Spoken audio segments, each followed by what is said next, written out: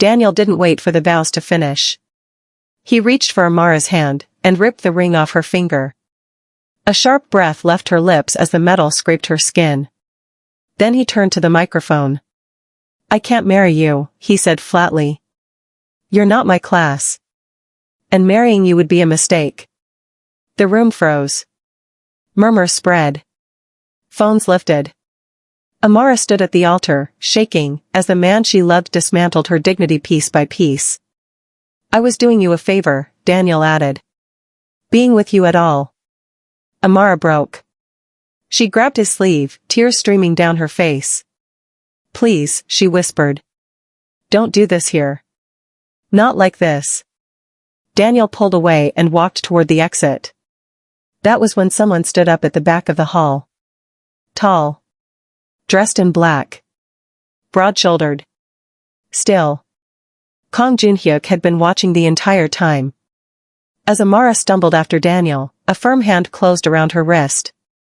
"Don't," the man said quietly. Amara looked up into the piercing eyes of Kang Joon-hyuk. His sharp suit and the dark tattoo creeping up his neck signaled a level of danger Daniel could never touch. The single word stopped her cold. "You don't chase a man who just made you kneel in front of the world," he continued, his voice calm, controlled. "You don't beg someone who decided you were disposable." Amara turned, trembling. "Who are you?" she asked. His eyes never left hers. "I'm the man who will marry you instead." Before we dive into the heart of the mystery, make sure you hit that subscribe button and turn on notifications so you never miss a chapter of this revenge. I love seeing our community grow. Drop a comment right now and tell me which city or country you're watching from. Are you ready to see the Groom's world fall apart? Let's begin. Silence swallowed the hall. 300 guests sat frozen, unsure whether they had just witnessed a scandal, or the beginning of something far more dangerous. Daniel Wright stood near the exit, his face drained of color, his confidence evaporating as whispers turned into fear. He knew that name. Everyone in the city did. And suddenly, the man who had felt powerful moments ago couldn't even turn around.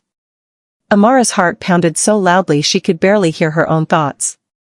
Moments ago, she had been a discarded bride, humiliated, labeled unworthy, stripped of dignity in front of people who smiled while watching her fall.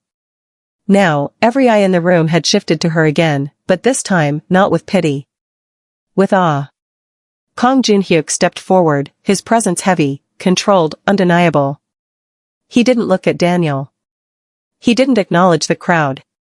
His attention was fixed on Amara alone, as if she were the only person that mattered. "Come," he said quietly, extending his hand. Amara hesitated.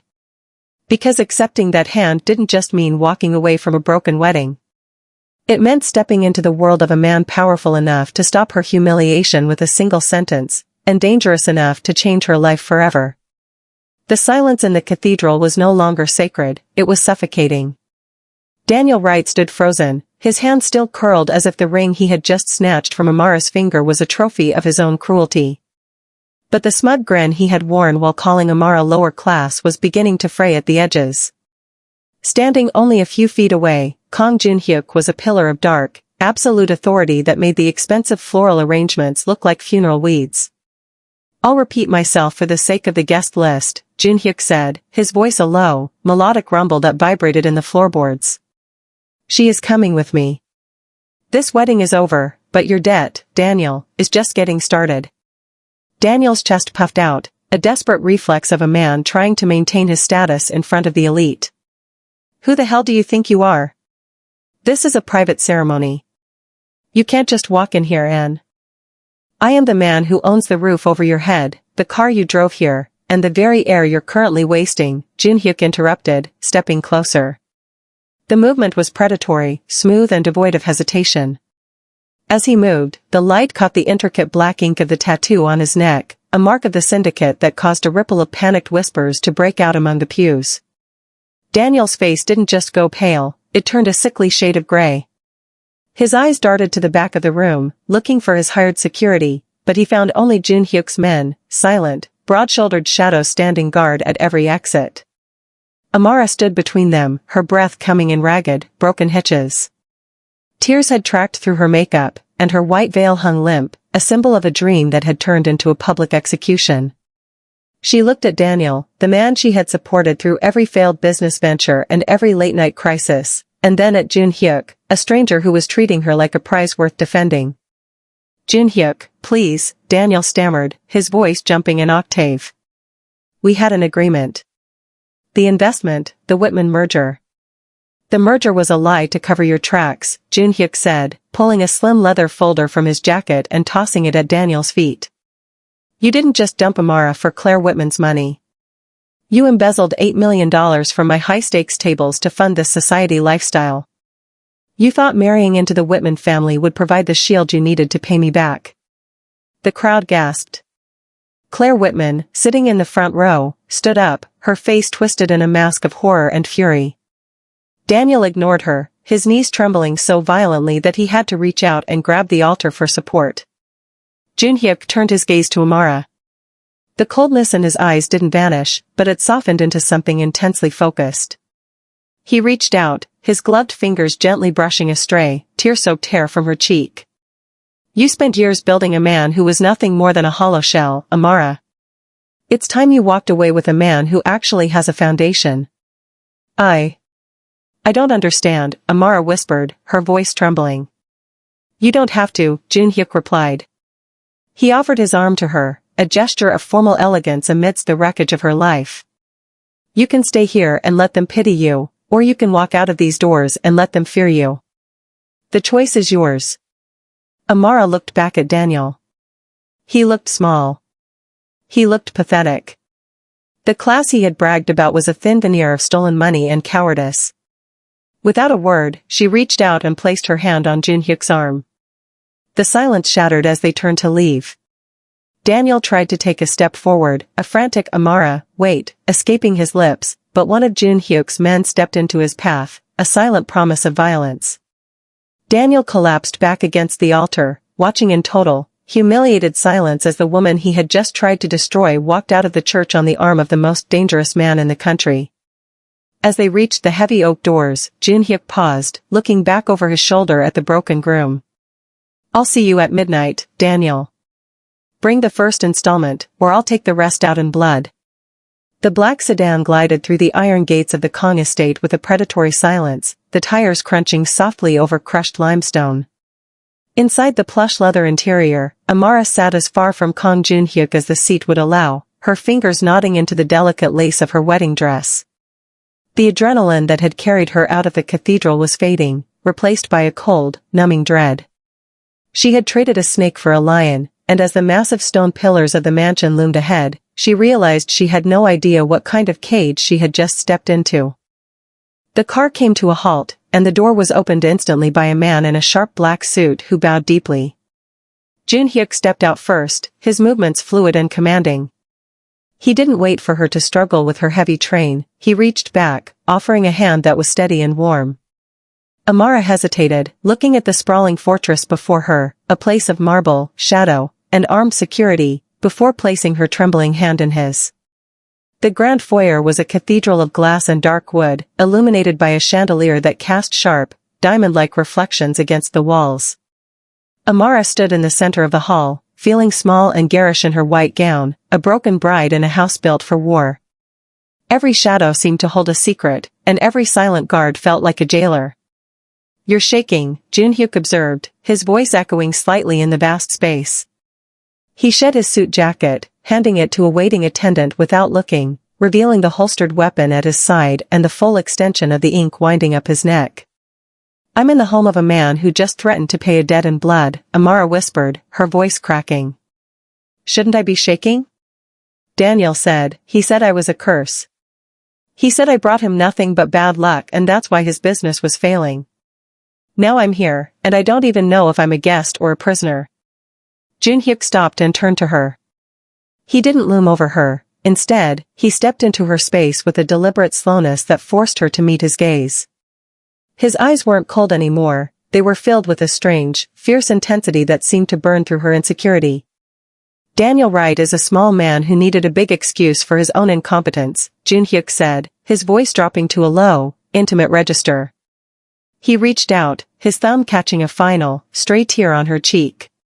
He called you bad luck because he couldn't handle the light you brought into his life. He was failing because he was a thief and a coward, not because of you. Amara looked away, but he gently caught her chin, tilting her face back up. Listen to me, Amara, he continued, his tone unyielding. You were never bad luck, they were just too small to hold you. In this house, you don't beg, and you don't hide. You are under my protection now, which means the world answers to you, just as it answers to me. For the first time since the ring had been snatched from her finger, the suffocating weight in Amara's chest loosened. She looked around the den of the most dangerous man in the country and realized the doors weren't just there to keep her in, they were there to keep the rest of the world out. The morning sun filtered through the floor-to-ceiling windows of the Kang estate, but the warmth felt foreign to Amara. She stood before a massive mahogany wardrobe filled with silks and velvets she hadn't chosen, her reflection haunted by the ghost of the woman who had begged for love in a cathedral only 24 hours ago. Joon-hyuk had insisted she replace her ruined wedding finery with something befitting her new status. Under the silent, watchful eye of a security detail, she was whisked away to Leklet, the most exclusive boutique in the city, a place where the doors only opened for names that carried weight. The chime above the door was melodic, but the atmosphere inside turned freezing the moment Amara stepped in. Standing near a display of diamond-encrusted clutches was Claire Whitman, draped in cream cashmere and holding a flute of champagne. Beside her stood Daniel, looking haggard and twitchy, his eyes darting toward the black-suited men flanking Amara. Claire's eyes raked over Amara's simple dress, a cruel smirk twisting her lips. I heard the rumors, but I didn't believe them. From the altar of a church to the arms of a common criminal? I suppose trash really does find its way to the gutter eventually. Amara flinched, the old habit of shrinking under Claire's upper-class shadow returning like a physical blow. Daniel stepped forward, his voice a desperate hiss. Amara, don't do this. Come back and talk to me. You're making a spectacle of yourself with these people. You don't belong in a place like this. You can't even afford the scarf on that mannequin. She's right, Daniel, Claire laughed, her voice carrying across the silent boutique. This isn't a charity ward. Why don't you leave before the manager realizes your benefactor is just a thug with a fancy car? You'll never have the class to stand in this room, Amara. You're a placeholder, nothing more. The boutique manager approached, looking uncomfortably at Amara's guards, clearly ready to ask her to leave to appease the Whitman heiress. But the heavy glass doors swung open again, and the temperature in the room dropped 10 degrees. Kang Joon-hyuk walked in, his presence so commanding that even the air seemed to still. He didn't look at Claire or Daniel, his eyes went straight to Amara, noting the slight tremble in her hands. Is there a problem? Joon-hyuk asked, his voice a low, dangerous purr. Claire straightened her shoulders, trying to maintain her poise. Mr. Kang, I presume? You've made a mistake. This girl doesn't fit your world, and she certainly doesn't fit ours. She's a charity case who thinks a new dress will change her bloodline. Joon-hyuk finally turned his gaze toward Claire. It was the look a predator gives an insect. He pulled a black titanium card from his wallet and tapped it on the counter without breaking eye contact. You're right about one thing, Miss Whitman, Joon-hyuk said, his tone devoid of emotion. Amara doesn't belong in a world as small and pathetic as yours. He turned to the manager, who was now sweating profusely. I don't like the company my wife has to keep while she shops. How much for the entire inventory? The building, the staff, and every thread in this room. The manager stammered, Sir? The boutique? It's millions. Buy it, Joon-hyuk commanded. Now. And once the deed is transferred, I want these two lower-class individuals barred from the premises. Permanently. Daniel's face went that familiar, ghostly white as he realized his last connection to the elite world, the Whitman influence, was being bypassed by sheer, overwhelming power. Claire's mouth hung open, her champagne glass trembling. Joon-hyuk turned back to Amara, his hand resting firmly on the small of her back, claiming her in front of the people who had tried to erase her. Pick whatever you like, Amara. It's your store now. If they don't have what you want, we'll fly the designers in from Paris by tonight. Amara looked at Claire, seeing the terror behind the heiress's eyes, and then at Daniel, who looked like a ghost of a man she no longer knew. She didn't feel like a victim anymore. She felt the weight of a crown she was finally beginning to earn. The transition from the sunlit aisles of a boutique to the windowless, obsidian-walled office of the Kang Syndicate felt like crossing into another dimension. Amara sat across from Joon-hyuk, the heavy scent of expensive tobacco and old leather clinging to the air. On the desk between them lay a series of digital tablets and ledgers that looked more like the blueprints of a nation than the records of a business. This was the beating heart of the monster, and for the first time, Amara wasn't being told to look away.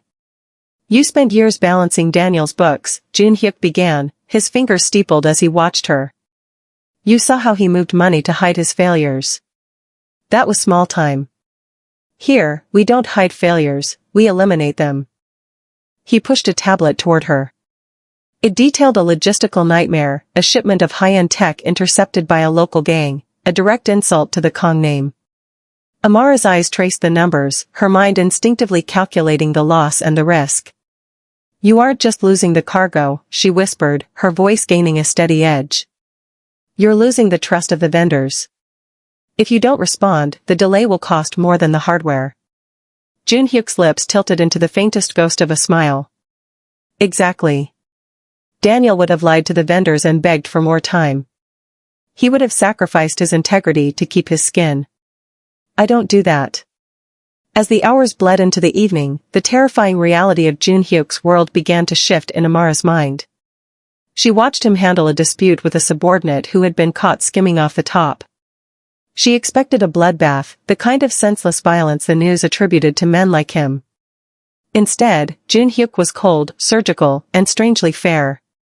He allowed the man to speak, listened to the reason for the betrayal, a sick daughter, a desperate need, and then made his judgment.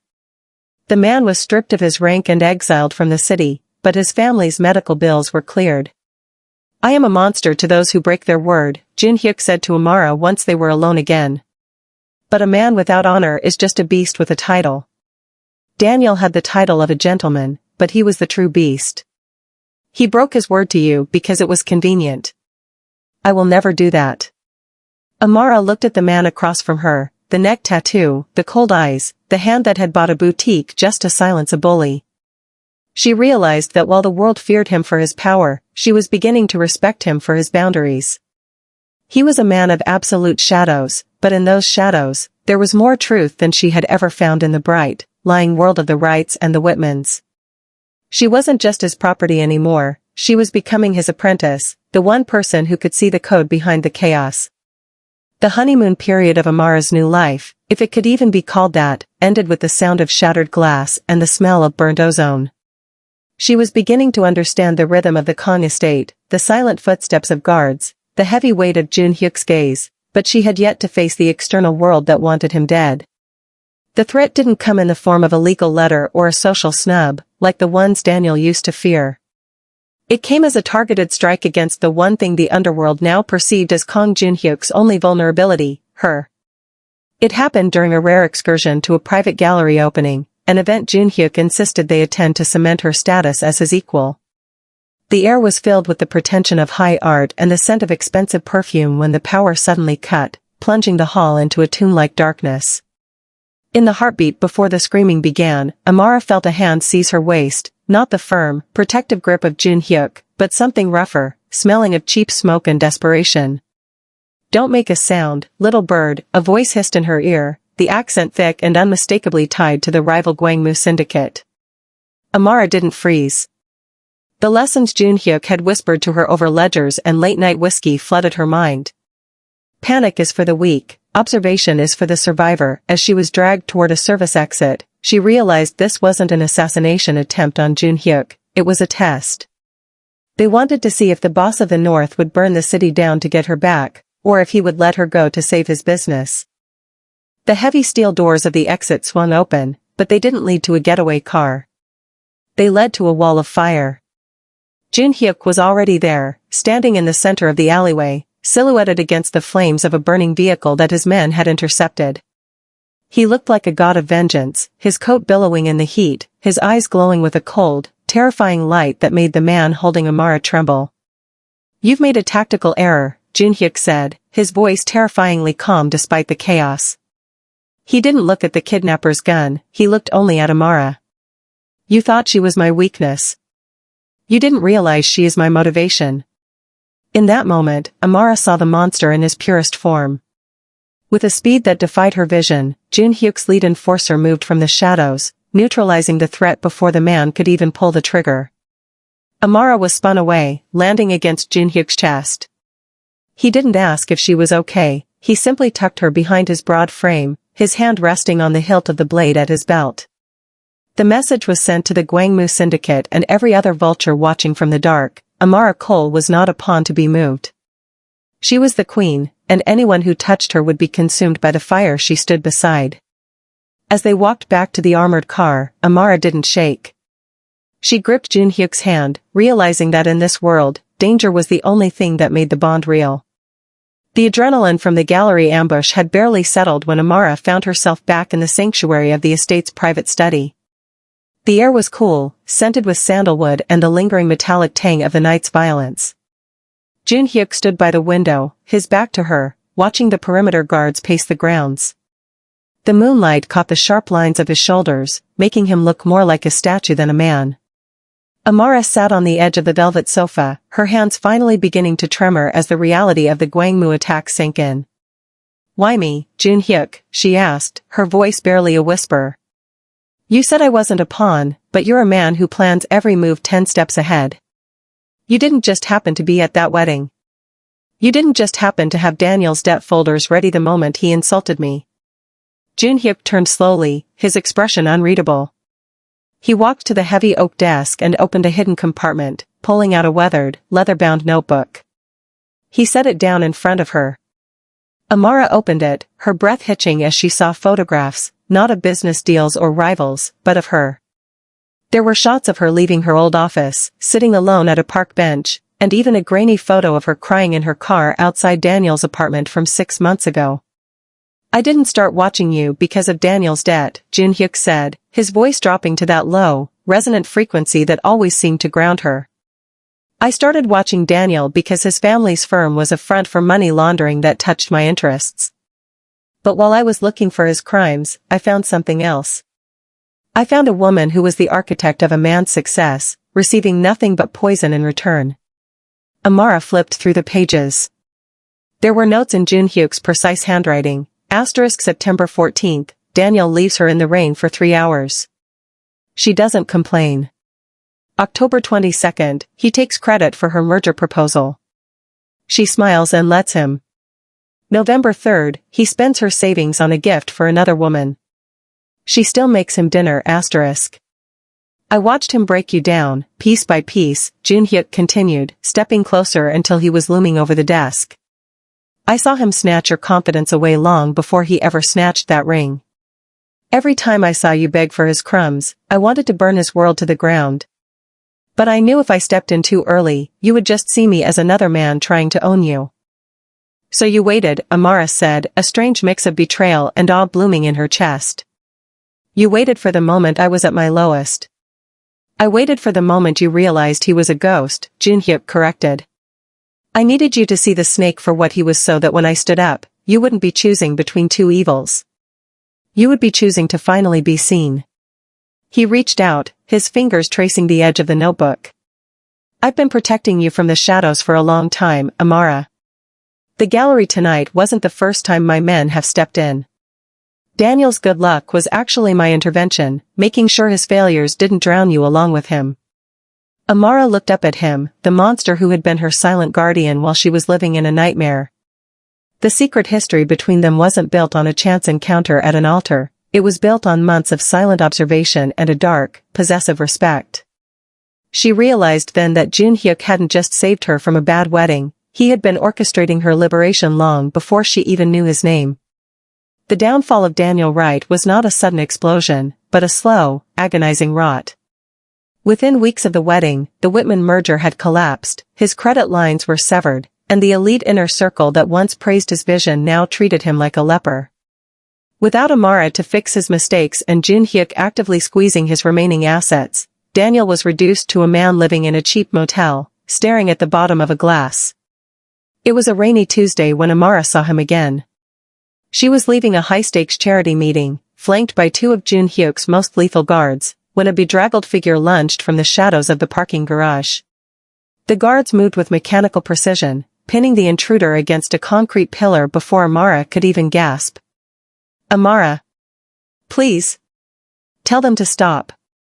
The voice was thin and desperate, a far cry from the arrogant bark that had echoed through the cathedral. Amara signaled for the guards to step back, but they remained close, their hands hovering over their holsters. Daniel slumped against the pillar, his expensive suit now stained and frayed, his eyes bloodshot and wide with panic. "What do you want, Daniel?" Amara asked, her voice surprisingly steady. She looked at him and felt a strange, hollow sensation. The man who had once been the center of her universe now looked like a stranger, a small, pathetic stranger. "I made a mistake, Amara." A huge mistake. He scrambled forward, his knees hitting the damp concrete. "Claire, she left me. The moment the money dried up, she was gone. She never cared about me. Not like you did. I've lost everything. The firm, the house, it's all gone. They say I'm cursed, Amara. Since the day you left, my luck has completely run out." He reached out, trying to grab the hem of her designer coat, but the guards shifted, and he pulled back in terror. "I need you back. Just come home. Tell Joon-hyuk you're done. If you're by my side again, the luck will return. We can start over. I'll treat you like a queen this time, I swear." Amara looked down at the man begging for her luck as if it were a commodity he could simply repossess. She remembered the nights she had spent crying over his insults, the years she had spent making him look brilliant while he made her feel invisible. "You don't want me back, Daniel," she said, her voice echoing with a cold, hard clarity. "You want your shield back. You want the woman who cleaned up your messes and took the blame for your failures. But that woman died at the altar when you snatched that ring. Amara, please. I'm begging you," he sobbed, the sound pathetic in the empty garage. "It wasn't luck that made you successful, Daniel. It was me. And it wasn't bad luck that destroyed you. It was your own cowardice." Amara leaned in, her eyes reflecting the steel of her new life. "You called me lower class. Well, look at where we are now. I'm standing, and you're on your knees. Don't ever come near me again." She turned and walked toward the waiting armored car, her heels clicking a rhythmic, final goodbye on the pavement. Behind her, Daniel's cries faded into the sound of the falling rain. As she settled into the leather seat, she felt a final tether to her old life snap. She wasn't a curse or a charm. She was finally free. The smell of ozone and expensive cologne always filled the air before a storm, and inside the Kang estate, the atmosphere had become electric. Amara had grown accustomed to the shadows, but lately, they seemed to be shifting in ways that didn't align with Joon-hyuk's rhythmic control. While she sat in the study, reviewing the latest logistics for their legal front, she didn't realize that miles away, in a dimly lit basement smelling of damp earth and desperation, her past was curdling into a lethal poison. Daniel Wright was no longer the man who preened in front of mirrors. His eyes were hollowed out by a week-long bender, and his hands shook as he looked at Claire Whitman. Claire, whose fall from grace had been just as steep, sat across from him with a predatory stillness. They were joined by a third man, a high-ranking lieutenant in Joon-hyuk's inner circle named Min-ho, whose greed had finally outweighed his fear of the boss. "Joon-hyuk thinks he's untouchable because he has her," Claire hissed, her voice a sharp blade in the quiet room. "He's distracted. He's soft. If we take them out together, the Gwangmu syndicate moves in, the debt is erased, and we get our lives back." Daniel nodded frantically, the prospect of reclaiming his status blinding him to the suicidal nature of the plan. Min-ho leaned forward, sliding a digital keycard across the table. "The security rotation shifts at midnight. I've disabled the thermal sensors on the north perimeter. You bring the Gwangmu hitters, I provide the path. But I want the girl dead. She's seen too much of the ledgers." The shadow trap was set. While Amara and Joon-hyuk shared a rare, quiet dinner, a moment of soft candlelight and the low hum of a cello playing in the background, the perimeter was being breached. Joon-hyuk was mid-sentence, his hand reaching for Amara's across the table, when his eyes suddenly sharpened. He didn't hear a noise, but the air pressure in the room changed as the ventilation system was remotely toggled. "Amara, get down," he commanded, his voice a lethal whisper. In a move that had become second nature, she didn't question him. She slid beneath the heavy oak table just as the floor-to-ceiling windows exploded inward. The tinkling of glass was immediately drowned out by the rhythmic thud of suppressed gunfire. Joon-hyuk didn't panic, he flipped the dining table with a strength that shouldn't have been possible, creating a barricade as red laser dots danced across the walls. "Minho," Joon-hyuk growled, realizing the breach could only have come from someone with administrative clearance. Amara felt the cold bite of the floor against her palms, but she wasn't the trembling girl from the cathedral anymore. She reached into the concealed holster Joon-hyuk had insisted she wear, her fingers curling around the grip of the compact pistol. Outside, she could hear Daniel's voice, high-pitched and hysterical, screaming for the hitters to finish it. He had actually come. He had brought death to her doorstep just to reclaim a life that was already a lie. The room filled with smoke as a flashbang detonated, but Joon-hyuk was already moving through the haze like a ghost of the underworld. Amara heard the wet thud of a body hitting the floor and the sharp crack of a bone breaking. She realized then that Claire and Daniel hadn't just staged a hit, they had forced the monster to come out and play. And as the secondary alarms began to wail, she knew that for Daniel and Claire, there would be no more begging for luck. There would only be the reckoning. The dining hall was a storm of plastered dust and lead, but through the chaos, Amara's vision had never been clearer. She crawled through the wreckage, the cold weight of the pistol in her hand feeling like a natural extension of her arm. Across the room, Joon-hyuk was a whirlwind of lethal precision, moving between the shadows to dismantle the Gwangmu hitters one by one. But as he turned to neutralize a threat near the foyer, the service door creaked open behind him. Minho, the traitor, stepped out of the dark. He wasn't looking for a fair fight, he had a suppressed submachine gun leveled at Joon-hyuk's unprotected back. Joon-hyuk was occupied with two attackers in front of him, his focus diverted for the first time in his life. "Joon-hyuk, move!"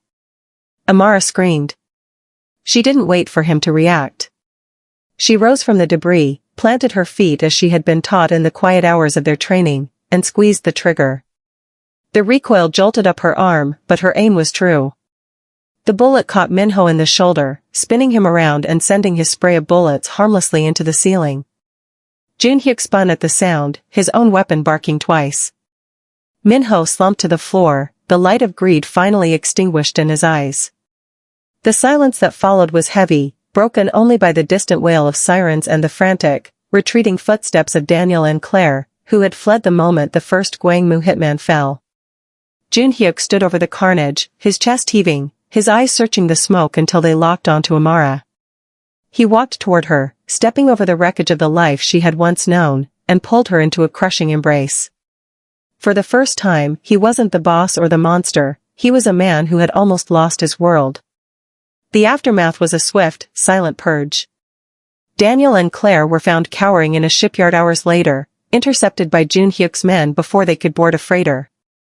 There were no more words exchanged, no more begging.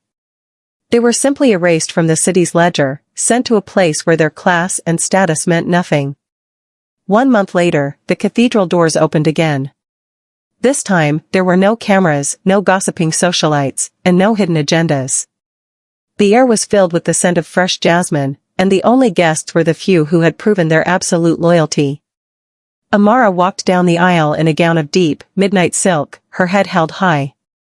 At the altar stood Joon-hyuk, dressed in a sharp suit that hid the scars of the hit, his neck tattoo a bold reminder of the world they ruled. When she reached him, he didn't snatch her hand, he took it with a reverence that brought a different kind of tear to her eyes. "I, Kang Joon-hyuk, take you not as a debt or a prize," he said, his voice a steady vow that echoed through the quiet stone halls, "but as my equal. My heart, my blade, and my life are yours." Amara looked into the eyes of the man who had seen her at her lowest and built a throne for her. "I, Amara Cole, take you as my husband. I will never beg for love again, for I have found it in the man the world fears, but I call home." As they stepped out of the church into the twilight, the city lights shimmering below them like a carpet of diamonds, Amara realized the truth. The girl who begged a coward to stay was gone. In her place stood a queen, and beside her was a king who would never let go. This is the end of Amara and Joon-hyuk's journey, but only the beginning of their reign. Thank you for following their story. If you loved this finale, make sure to subscribe for our next high-stakes romance. And for the last time, where did you watch this journey from? Comment your country below.